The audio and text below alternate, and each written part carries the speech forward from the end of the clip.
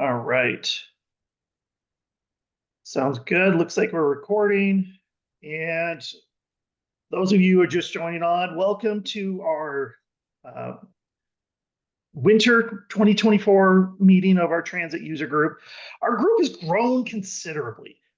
We are, I believe we're at over 180 people have joined from 80 plus different transit agencies across the US, North America, and we're even working in some international places. So um, great group of people we have going here, and I'm really excited to show you what we have going in here today.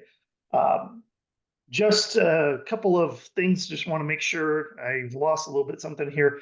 Can everyone still see my screen okay? That way, I want to make sure that I don't start rambling before everyone can see my screen. So I've seen some thumbs up. Thanks for that, Ben. All right.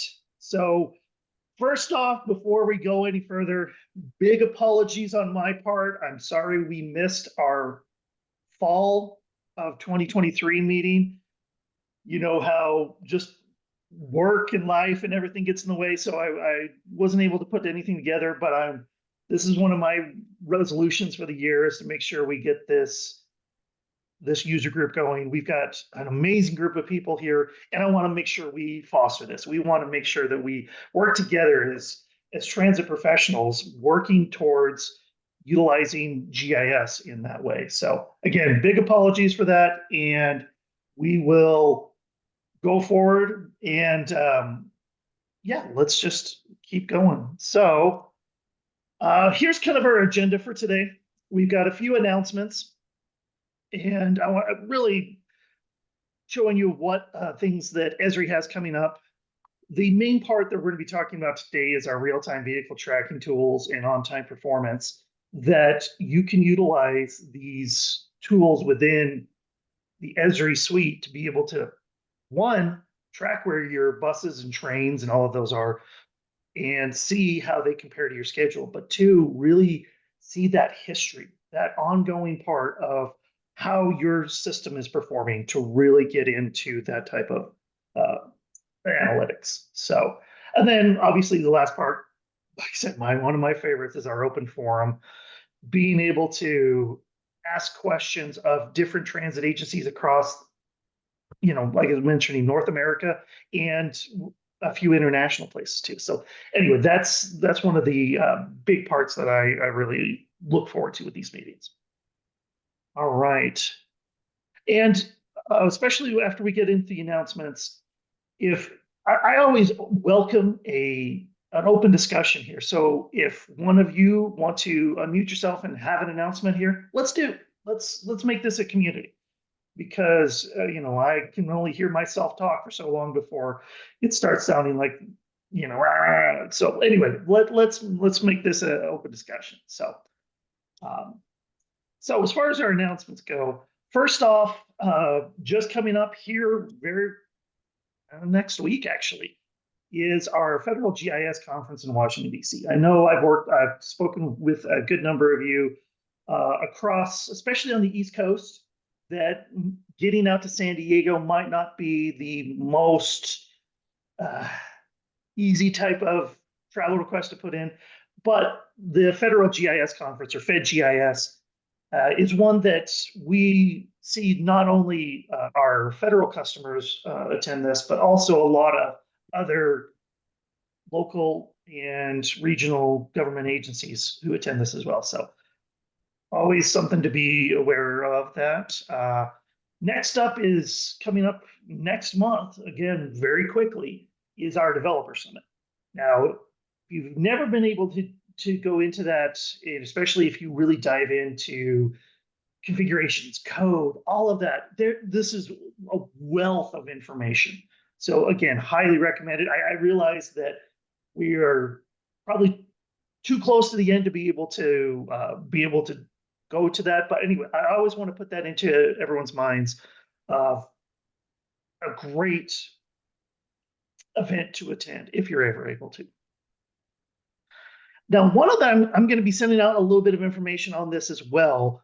And I would say this next one, our public sector CIO summit, That might not necessarily be for everyone here on the call, but I want to bring it to everyone's attention because it is a great meeting to let your executives know of attending. So personally, I've been able to attend this. It's held in Redlands at the Esri campus, and you get it's a very smaller group.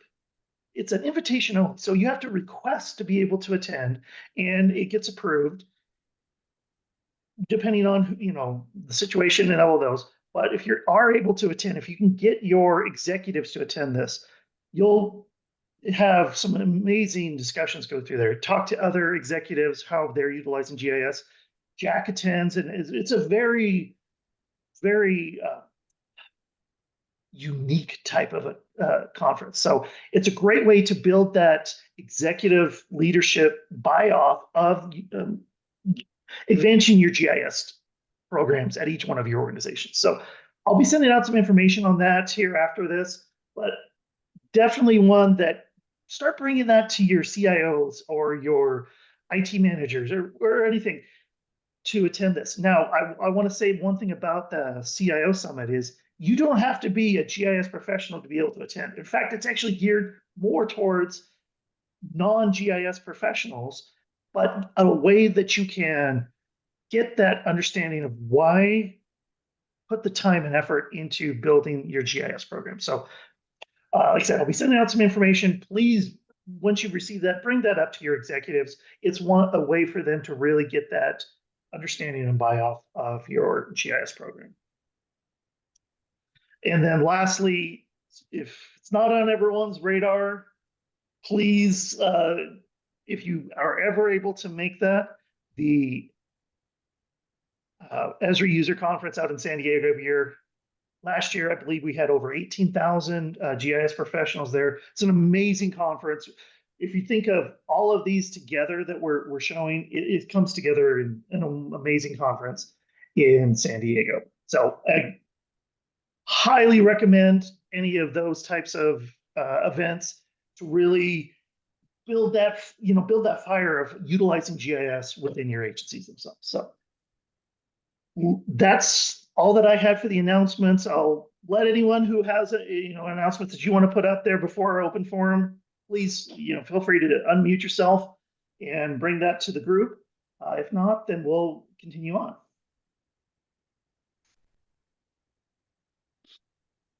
All right, I'm hearing crickets. Okay, we're just going to keep going. So, all right. So this session of our user group, I wanted to bring together this demonstration, and some of you have seen this demonstration. So as we go through this, I just kind of want to instill upon you of what's one of the biggest reasons why we're showing this is there is an immense amount of tools that you can utilize to be able to show and track how your vehicles, one, where they are, and two, how are they performing? Those are some of the things that we always had to keep track of, and going forward of how to make your system more efficient and understanding where the roadblocks and where is the times that your system isn't performing as well, anomalies and so on. So that's where we're really wanting to go with this demonstration today. Excuse me. And like I was mentioning before, if anyone has questions along the way, I've tried to set up my screens here to where I can see the chat and hands raised or anything like that. So even if I keep going and your question isn't, I'm not noticing that you have a question, please feel free to unmute yourself. We'll take this as an open discussion throughout here. So anyway, as we go through that. So please, let's if you have those questions, please don't hesitate to get my attention. All right. So let's talk about how we get this information from where our buses and trains are located. How does that get into a GIS system like this? And you can see I use this using one of our products called ArcGIS Velocity. Now, what ArcGIS Velocity is, it's cloud-based. If anyone's ever familiar with a on-premise version of this, we call GeoEvent Server, does the same kind of tools. It's able to ingest real-time data feeds and process those into a way that you can, one, see them on the map. But I think where the power really lies is in being able to process that data as you would normally. So you'll see a schematic here of those, but able to process those as they come in. So let's take a look at some of these, what I call real-time data feeds. So what you're seeing on the screen here is part of a data feed of the demonstration data that I have today. But ArcGIS Velocity is able to take these real-time data sources. So this is what you're seeing. It's a JSON type of data feed. But you can see there's perfect information in here to be able to bring this and put it on a map. One, you see position, latitude, longitude. You're able to see that. And especially when we start talking about tracking how the route is performing, you'll see information in there of trip ID number tied into the GTFS data that we'll be showing here in a moment. What's the timestamp? What is the current stop ID? So as this text data that's coming in, ArcGIS Velocity is able to take this data and convert that into points on the map. The bread and butter of everything that we work with as GIS professionals within transit. One, we're going to need to know where all of our buses and trains are located at the moment. But that's what ArcGIS Velocity is able to do, is do this on a real-time basis. Now, when I say real-time, I should put a big caveat in there of near real-time. It's basically the demonstration I'll be showing here in a moment is bringing in this data every 30 seconds. But depending on your AVL system or anything along those lines of how the data comes in, that can be increased. I've worked on some demonstrations that we're looking at every 15 seconds. So it's a ping of wherever the bus or the train is and sending that information to this system. And go back to here, sending it through this view, and Velocity is able to take that and put that data on the map itself. So that is kind of where the basis of everything is. So understanding where our vehicles are. But where the power and where this is really geared towards public transit itself is the ability to run what we call real-time analytics. So if you think of analytics as I'm going to give an example here. You're running a program or a process in ArcGIS Pro. You bring in the data, you run a filter on it because you only want to see certain parts of it. And then you run a field calculation to bring say, two data sets fields together. And then you're going to utilize that new field that you just created and step 3, step 4, step 5, and so on. I hope you're seeing that. But what Velocity is able to do is in that 30-second time frame. Now, I'm going to instill that on a couple of items here. Is that 30-second time frame? It's able to run those types of analytics that you're used to running in desktop, in ArcGIS Enterprise, or so on, but do that for all the data that comes in, and then the next 30 seconds, it runs it again, and then it runs it again. This is where we get that, excuse me, that near real time that I was mentioning. So with that, I want to bring up a couple things here. So this is that step-by-step that I was mentioning of being able to bring in real-time locations, calculate fields, bring it in with other data sets, and show all kinds of other things through there. You can see I've got multiple field calculations. I'm running it against another data set. So you see, well, I've got one right down here. And I'm going to go over each one of these in the interface itself. But all of this that you're seeing, it's running every 30 seconds. So it's able to process all of this data and bring that all in. So that's what I mean by data processing in real time.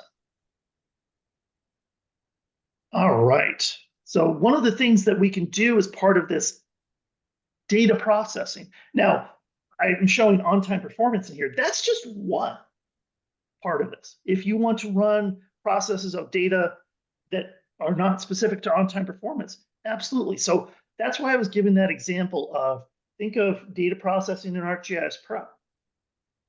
If you're having to do that consistently, then this is a tool that you can run that with this real-time data. So I'm going to get the example that I'm going to be showing here is specifically around on-time performance.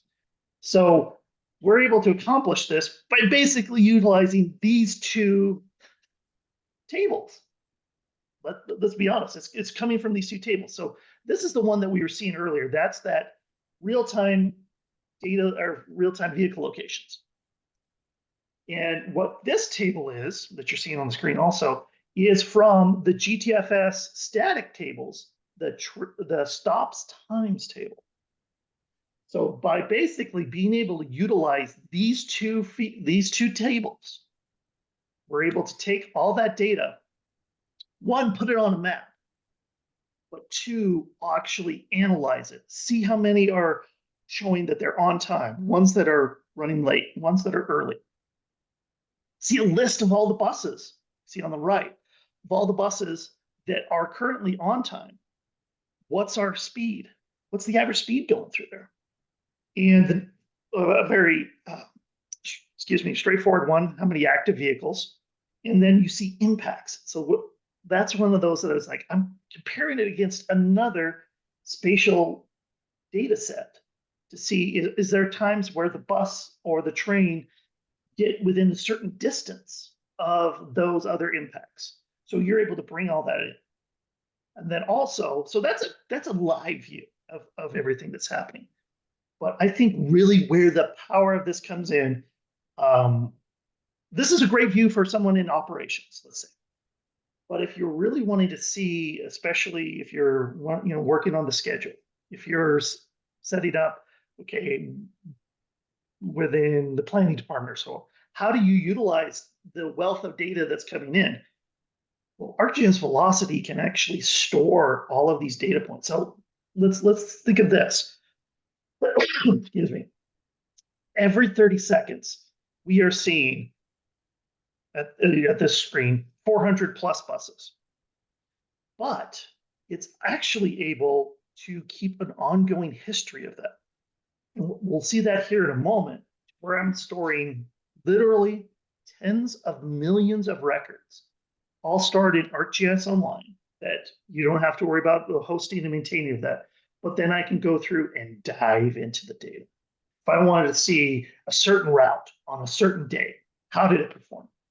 If I wanted to see a certain trip on that certain route on that certain day, how did it go through the route itself and how did it perform through there? Even if I wanted to get down to the vehicle. It's all depending on the data that's coming into here. And then you can see it aggregates all of the data where I can see what's my on-time percentage. What's my average speed as it's going through there? How many minutes am I from the schedule? So I'm able to aggregate all this data that's being stored in there and see that in a interactive function like this. And so that's my PowerPoint part of it. Is there any questions from the group before I jump into the actual demonstration?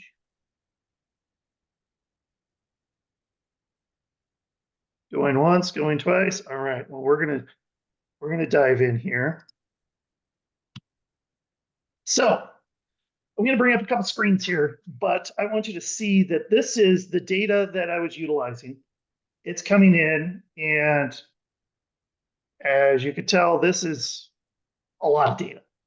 This is that JSON file that I was mentioning as it comes through, and you can see all the nuances of the data itself. So that is the basis of the vehicle locations. That's where this is coming in. And you can see I'm pulling that from a URL here. That is one of the key things that ArcGIS Velocity is able to do. It's able to go to this URL, bring down all of this data itself, and then be able to put it on a map, and then we'll run our analytics on. So, and then from the other part that I was mentioning is when I go into the actual GTFS data. So this is the GTFS download. I'm working in the data that's coming from is from Valley Metro in Phoenix. I worked there myself, and so it's data that I know backwards and forwards. But from that data itself, we also have that stops times table. So it lists trip ID, when it should get to every stop, in whether it's a time point or anything like that. So those two data sets is really what's driving this whole demonstration. So within, as those are the basis for the data that we're using, that's where we utilize ArcGIS Velocity. So here, I'm going to zoom in so where you can see some of the things in here. I'm pulling in the vehicle locations. That is this data. So I'm able to pull that in, and you can see I'm getting it's saying 18 features per second. So it's actually analyzing how much data is coming in here. But that process that I was mentioning of, all right, you think of our workflows in ArcGIS Pro. I want to do certain things to it to get the data, the finished output that I want to do. That's where these other tools come in. So here's one where I calculate information, and the data calculations are actually done through ArcGIS Arcade. That might be a great other topic for another meeting, but the functionality and the tools that you can use using ArcGIS Arcade, not just in Velocity here, but also in ArcGIS Pro, in other tools in ArcGIS Online.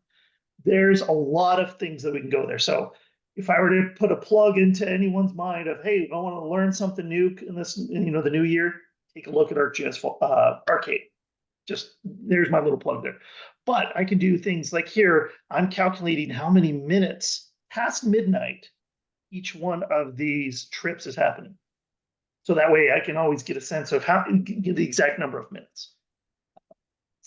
Also doing other things in here about getting the trip ID numbers with the stop sequence and everything like that. So I hope you're seeing some of the data processing that we go through to get this.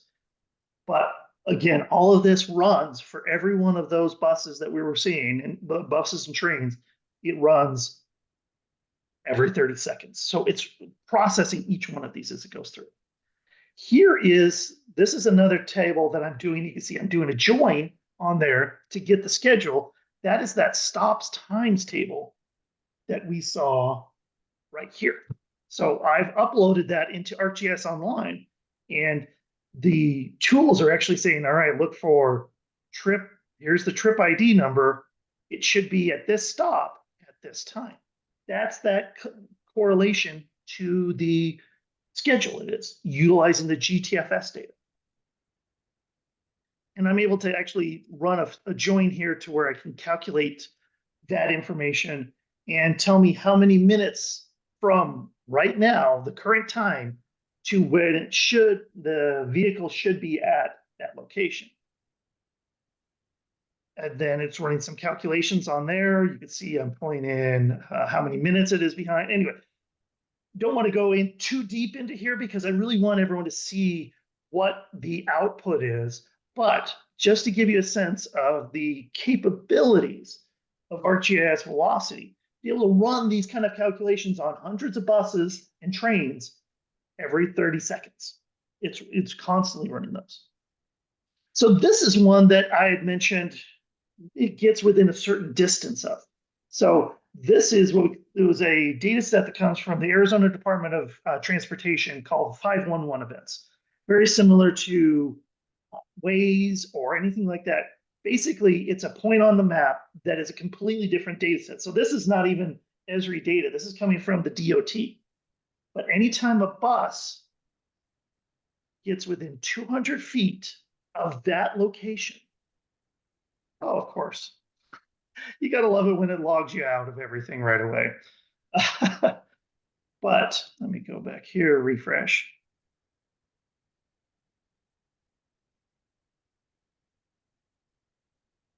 Live demonstrations always have these kind of fun little hiccups. Anyway, let's get back to this. So anytime the bus or the train gets within 200 feet of these traffic events. It's basically traffic. So if there's like a accident, if there's road construction, if there is heavy traffic, if there's a first responder vehicle, police, fire department, anytime those are on scene and the bus gets within 200 feet of those, it takes information from that feed, and we'll see that here in a moment. It adds it to my data, not just temporarily, permanently. So I can actually go through that history that we saw a few moments ago and actually see how many times and where the transit vehicles interacted or got within this distance of these events. It's a great way to bring in other data sets, but tie it to how your transit system is performing. So, and then I run a couple of joins and filters and then send out a data set that is for current and historical. So let me go to here and we'll bring up that current view.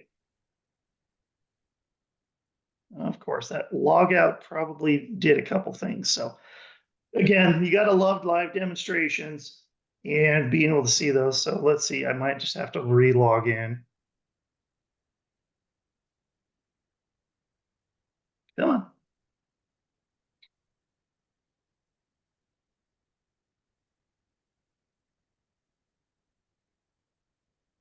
Yep, it signed me out. Gotta love that. Okay, so let's go back to our view here. And there we go. So based off of the data that's coming in from this feed right now, showing 368 active buses within the Phoenix area. But you can see I've got other information in here. So from these calculations that go through here, especially calculating whether it is on time or how many minutes it is away from the schedule, that's where I'm getting these figures. So I can go through it and then, okay, I love showing that. Did you see how that updated? So it ran through that 30-second time frame. And now it jumped from 83% on time to 79%. But what this is also doing is keeping that history going. So anyway, there's a couple other things that I want to show in here.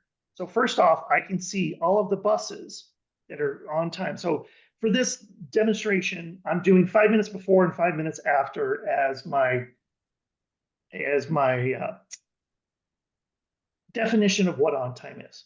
I know I've worked with other folks that it could be 1 minute early is early. You want to keep it to that on time, keep it as close to the schedule.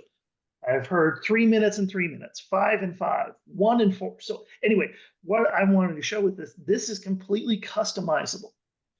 Whatever your definition of on time is easily changed in here. So that's where we want to show that.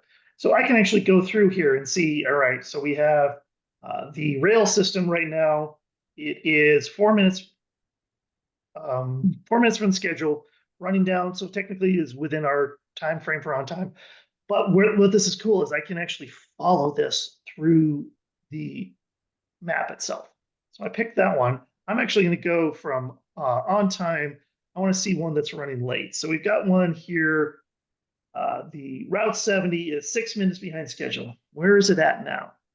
All right, so it's just making a turn. Looks like it's almost to the end of the route itself. But I can actually track this as it goes through. So if I were to wait for this to update that next 30 seconds, I'll be able to see where this bus is and see how, if it improved or got worse. But I can go through here and see each one of those. All right, so it did a update. It's probably sitting there. Maybe it's at a stop sign, a stoplight or whatever. But you can actually sit there and track each one of these buses. So if I were to say, oh, here's one that's 11 minutes on Route 28, and follow it along the routes themselves. So some of the other things that are on here, so that's where you can see each one of those, whether it's how many minutes ahead or behind it is.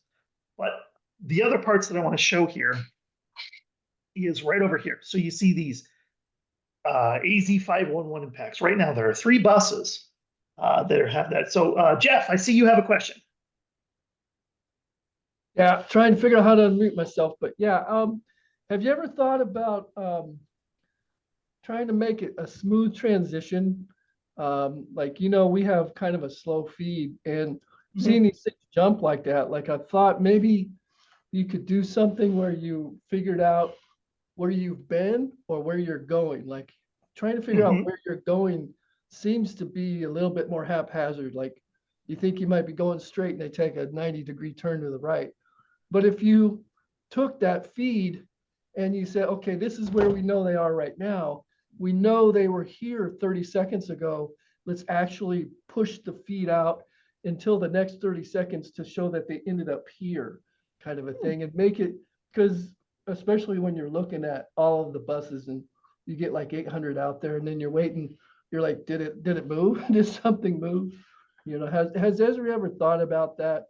And along those lines, I know it's kind of multi-purpose here, but are you using stream layers versus regular feature layers? And what do you get with a stream layer other than the fact that it automatically updates the feed? Okay. Yes, some good points there, Jeff. I will say that I am actively working with our velocity team for that. You said we know where you've been. Well, it's bringing some of that information from the previous entry. So we looked at bus 5253 here. This is where it's located. So that's that one on Route 70. We could see where it has been and perpetuating that data forward. So, like, okay, remember where it was at the last 3 times it updated and move that forward. The going of predicting where it'd be is very intriguing. So that's something personally I hadn't thought of, but that smooth transition, completely understand where that's going from. So I might reach out to you a little bit to get some more of those ideas, but that's absolutely that will make this a more pleasing to the eye type of situation. To your other point of difference between stream layers and feature services, great point. So the stream layers is kind of what we saw. Let me go over to here, back to this. So this is the data itself. So here are this is basically of course, let me refresh this. Apologies. Let me just go out. Go back into here. So these feeds that we have coming in, so I have like the one for Valley Metro that I'm looking at here. I'll be able to see the points on the map after it runs and does its update. That is, you're spot on, Jeff, that this is constant. Anytime that the data is sent via this web, like I'm pulling it from this web page, anytime the data is updated, that is updated here.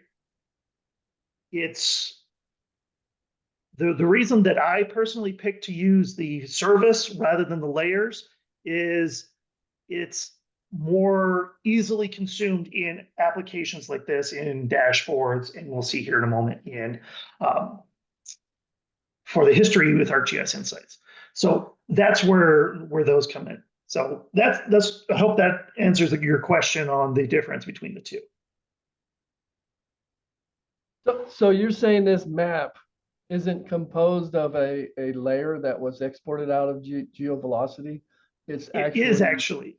okay, So if I were to go back to here and see my uh, analytic here, so I have two different ones that are coming out of here. One that's just showing the current locations, which is what this dashboard is utilizing.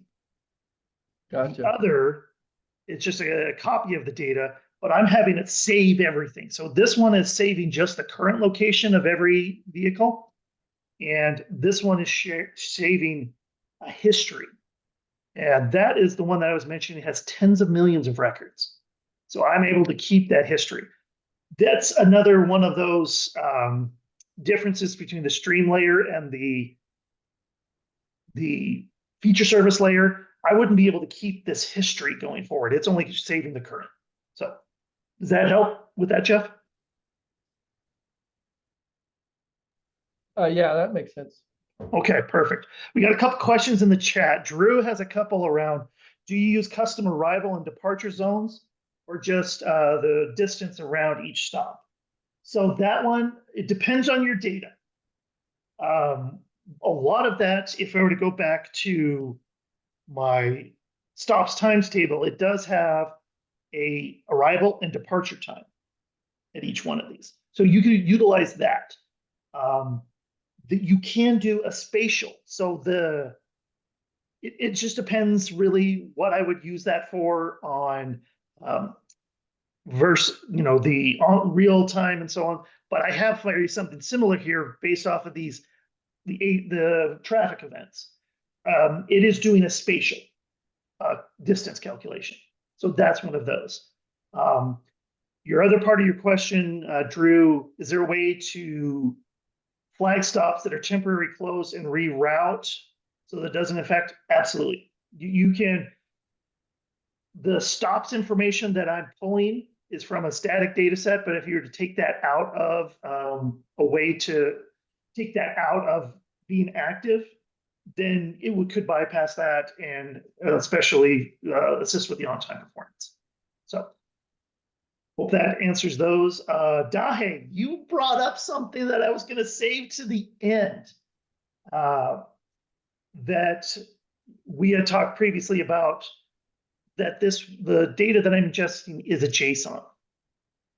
And a lot of organizations maybe not have access to translate their data with that into, let's say they're bringing theirs in from the GTFS real-time native data set. That I've been working very, very closely with our Velocity team, and there was an additional step to do to be able to bring in the GTFS data feed natively instead of this JSON version. But at the end of this month, the next update of Velocity will be able to support GTFS real-time natively directly into it, to where you just go to the location of, say, like I'm pulling in this JSON, go to the web address of that, usually a .pb or photobuf file type, that will be able to be brought directly into Velocity at the end of the month. So that is something that, like I said, one of the biggest reasons why I waited to have this demonstration with the group now is because I wanted to make sure that we as an Esri are supporting that native GTFS real time. So hope that answers your question, Dahe. And I've been meeting, once this is available, I was meeting to actually reach out to you to talk more about that. Garrett, good question. Is there a link to how the credit consumption works with this?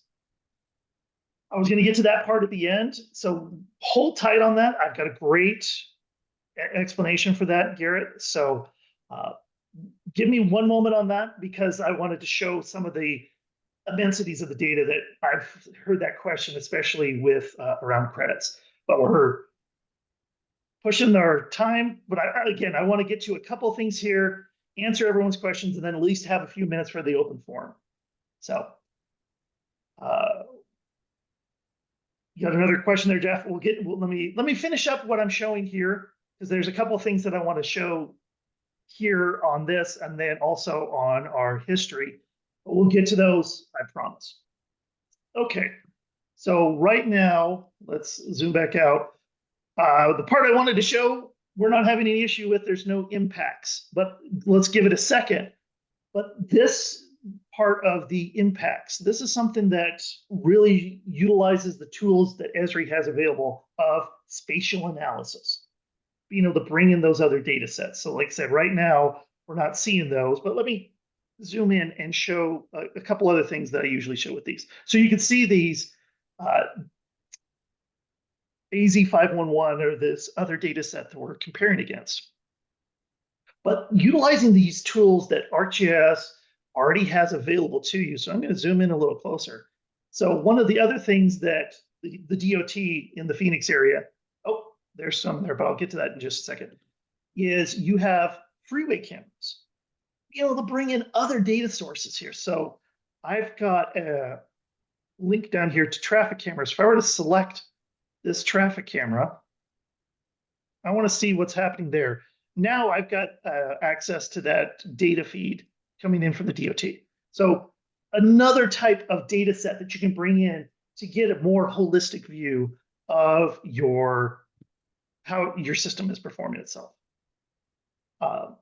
That's one. So here is, let's see, Route 48 is at the interchange to eastbound Baseline Road. There's road work. But if I click on that, you can see it is actually right next to that particular traffic impact. And now it's saying, now when I look at the data here in a moment, this bus on Route 48 will have this information tied to the data itself. It's saved there. So it's a way for you to keep track of these going forward. I can search by whether they're on time here. If I want to see a certain route, there's one that I took all the time. There's 7 buses right now.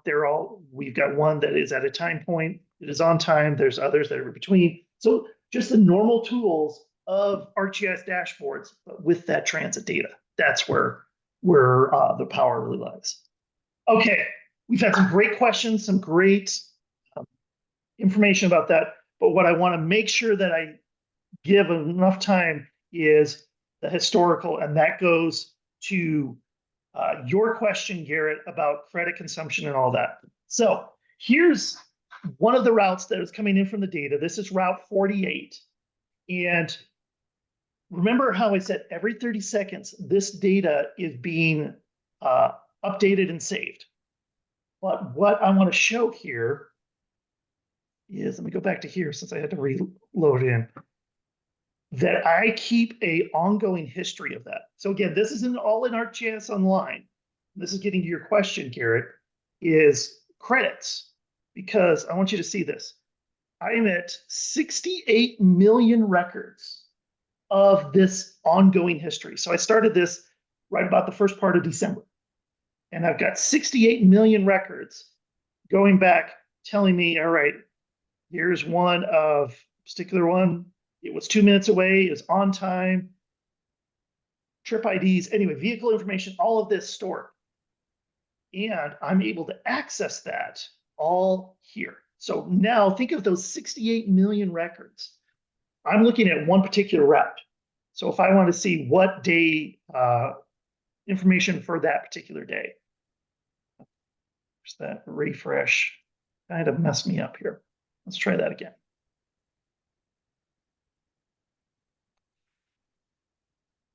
Okay, so it's all loading all that information in here. So I'm going to pick a specific day, but remember, this is active every 30 seconds. So if I wanted to see how it happened, how it worked on December 1st, it goes through and pulls that information. That refresher would mess me up here, but I can actually go through and see each one of those. What's the status and so on. You know what? Give me 1 second. I'm just going to close this out. That re-log in kind of messed me up here. So let's relaunch that. Okay. So here's our active view, our current, and let's go into our historical. Okay, so that's looking better. So if I choose a specific day, I'm going to say December 1st. So on December 1st, that is how Route 48 performed for the entire day. So I can see that it was at 69% on time, 26% late. It was an average speed of 6 miles an hour and was on average 2.8 minutes off of the schedule. But I can actually go through here and see, here's a chart of time of day where, you know, the percentages of the actual on-time performance was. I can see 4 times on that day that it encountered roadwork. So that's that other data set. Remember how I said it's constantly storing that information in? So I can say 4 times it got within a distance of the roadwork. Where? At that location. So I'm actually able to pinpoint not only, you can see there's ones that are on time and late, but also pinpoint those particular ones. But what I was showing earlier is this is ongoing. So we looked at December 1st. How is Route 48 performing today? So if I go and scroll through here, and we are at February 6th, that is today. So if I hit this, now it's going to update with how this route is performing as of today. So I can actually see new entries come in here. So you can see it's running actually better than it did that on December 1st. We were at 74% on time, 17% late. The average is actually much closer. It was at more than 3 minutes behind. Now it's just under a minute. Speed is about the same, and there's 56 times. So it's running into more road work as it's going through there. And here we're seeing it in McClintock and Rio Salado and Baseline and I-10. So you're able to go through and see each one of those. Now to your question, Garrett, you can see the tools that you can show through here, the amount of data, the 68 million records that I was mentioning. That is actually with ArcGIS Velocity includes storage. So all of those 68 million records, if I had those stored in normal data sets in ArcGIS Online, we're talking lots of credit usage. With what I'm showing here, utilizes absolutely 0 credits. So this is all included in your storage or in your subscription to ArcGIS Velocity. So that is a great way to be able to store all this information, access it, but not worry about how it's stored. That's part of the subscription. So that is, I was mentioning, okay, good question, Garrett, about the services themselves. That is the service. So if I were to go back here and show that historical one, so I'll bring that historic. This is a feature service that I can bring in ArcGIS Pro. I could look at it in other applications. This is a feature service, as you can see here, but you see that size is 1 kilobyte because all that's being stored in your Velocity storage bucket, if you want to think of it that way. So this feature service is including that. So there's a lot of functionality there. Jeff, to your question, is there no limit to this number of records you can store? I actually have, you can see that here, is that 68 million records, I'm currently only using 11% of my storage. So that is part of the subscription with ArcGIS Velocity. So I wouldn't say there's no limit. There is a limit. You can see I'm at 11%, but 68 million records is 11%. You can kind of extrapolate from there of how many records that you can have in there. But again, all stored within Esri servers. So you can just access that and not have to go with those. Anyway, there's a lot of functionality in here. We've gone over a lot. There's a lot of aspects here. We've got about 8 minutes left. I want to make sure that we have time for any last minute questions on these, but also to open that up to our open forum. So some great questions coming in. Any last minute questions or anything? But okay, so we have a question. Do we have access for Velocity using a developer account to try it out? Okay, good question. Velocity is not part of the developer subscription, but we work with organizations like we're working with the transit agency right now to get them a trial version of this.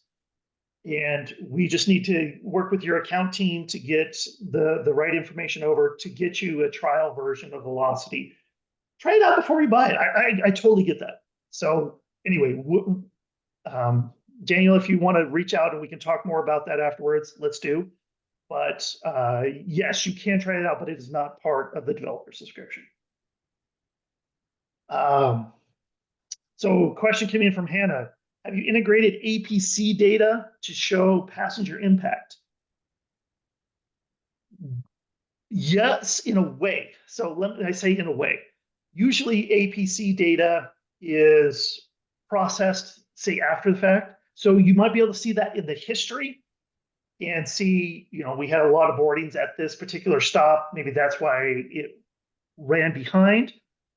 Yes, you can bring that kind of information in. Current, I doubt we'd be able to say how many people boarded this bus as it's going down the route. But yes, historical, that's just another data set. So as you process this and looked at that history, you could see boardings on that day and you say, oh, well, there's a big spike. Maybe there's an event or something like that. So yes, it's just doing another type of spatial analysis. So, okay. Any other questions? And if things come up along the way that you have questions as we, process this and kind of go through that, feel free to reach out to me. The information that through the invite, please, with any of those questions. Hannah has another one. Was that interface through Velocity or Experience Builder? That one that I was showing was actually 3 different Esri apps. So the dashboard itself was ArcGIS dashboards. The historical was through ArcGIS Insights, but I brought them all together through Experience Builder. So it's a way to access all of, multiple applications within one URL or one app itself. So that's where it was. Calculating deadhead versus revenue miles. Great question, Francis. We can let's talk more about this because I have some definite use cases for links. So I might reach out to you, especially with this, the ability to utilize GTFS real time directly into here. So I'll reach out to you to talk more about that for sure. Because I believe there is a way, it's just a matter of how the data comes in, especially, of those kind of things. So a lot of great questions coming in, and I'll go through the chat itself if there's any that I missed through here, and I'll reach out to each one of you if there's any of those specific questions that I missed. So now, Francis, you sent me another one. For the interest of time, when I reach out to you about that, we'll talk more. So, okay. I feel bad that I took all but 5 minutes of the actual time for the open forum, but let's open the floor to anyone who has questions of anyone else here. It doesn't have to be for me from Esri. You want to talk to another agency? Let's do. So floor is open to everyone. Feel free to unmute yourself and let's go for that.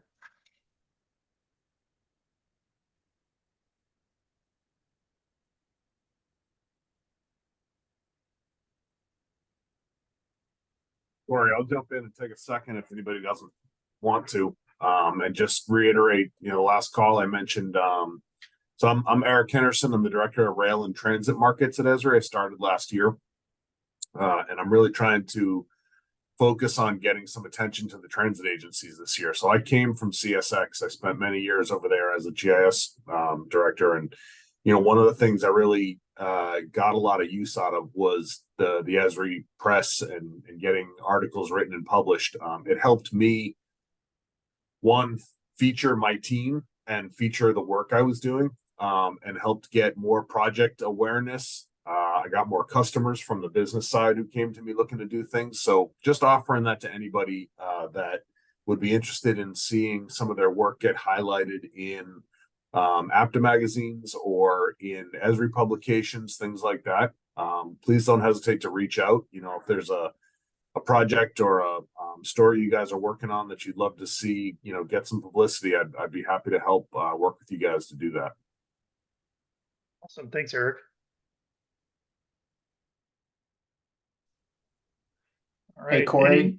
Yes. Hey, David Cobb, Madison County Transit. I feel like these sessions are great, and I always feel like we're pressed for time. So I'm just going to throw this out to the group. I'm wondering if anybody would be interested in kind of doing deeper dives on some of these things that you show us. And that way we have the ability to, as a group, ask these questions, because once these questions get asked in chat and you follow up with people individually, we can't necessarily track how those conversations are going. Good point. And the things that people are throwing out there and all the good ideas that the group seems to have. So we're always pressed for time with just an hour, and I just feel like maybe we could do some more pointed demos, maybe a little longer sessions, hour and a half, Yeah. maybe, Yeah. and really focus on that because it's really good information. Thanks You for know- bringing that up. I think that's definitely the essence of what this is all about, right? Is the collaboration and you all being able to ask those questions and jointly collaborate. So yeah, thank you so much for bringing that up. No problem. And- Thanks, guys. Appreciate it. Yeah, David, I love that idea. And if the group as a whole is like, hey, maybe we need an hour and a half, I'll schedule it. I don't want to take too much of everyone's time, but you're right. We always are running out of time. So would there anyone be opposed if, let's say, the next session here in the spring, we do an hour and a half just to see how that goes? Okay, I see Hannah's agreeing with the hour and a half. Okay. I'm seeing it come Yeah. through the chat. So Yeah, there's David, quite a bit. we're All positive. gonna do that. responses, Corey, I'm seeing. we'll definitely do that. And that, you're right, that would allow for a deeper dive, more of those kind of questions going forward. So we'll plan on it as next time in the spring, we're gonna do an hour and a half, and if that's still not long enough, I don't want to do two because that's pushing Right. it. But if the demand is there and the content and everyone's engaged, let's do it. I'm love these kind of this input from the group. Great job, Corey. Thanks. All right. Anything else anyone wants to bring up?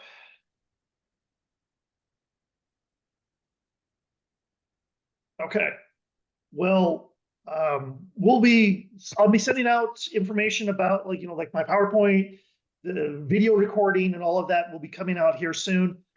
Look out for some more information, like I said, about especially that CIO summit that we're going to be having coming up in Redlands. Get that information to your executives and move forward with that. So if nothing else, we're right at time. Thank you all for joining us. And please don't hesitate to reach out with any questions that you saw on here. If I'll go through the chat, go through that, but let's keep this dialogue going. I love the encouragement and the energy from this group itself. So I had something come up very last minute. This is Hannah. I'm okay, sorry. Hannah. Yeah, go for it. I wanted to ask Francis and maybe any others who were trying to figure this out for NTD reporting, but the directional route miles calculation. I know that was something that was kind of looking to Esri to see if there was a solution for. But we're kind of at the ending of this NTD season, so I'm curious if there was any pain points relieved on that front from anybody. Maybe that's something to bring up next time. I don't know, but yeah. I think Francis, are you still on the line? Yeah, hey there, Hannah and everyone. Yeah, we did just recently use our usual GIS process to submit our directional route miles this year. We did use that other software, our scheduling software, Trapeze, to kind of compare. There were some disparities there, so we're trying to investigate how. We find that our GIS process is a lot more accurate and kind of more reliable. To understanding how, based on the guidance given by FTA. So yeah, I think it's still something we can work, maybe come up in future meetings as a topic and how everyone is processing that information. So definitely worthwhile. that's interesting to hear. I'd be curious to see what your discrepancies were between that, because that is what we use as the Trapeze software. So yeah, very cool. Absolutely. All right. Well, unfortunately, like everyone else, I'm busy. Got to run to another meeting. But thank you all very much again. Love these meetings. We'll be in touch. And please, again, feel free to reach out to myself, Mark, Eric, and with any questions at all. So thank you all.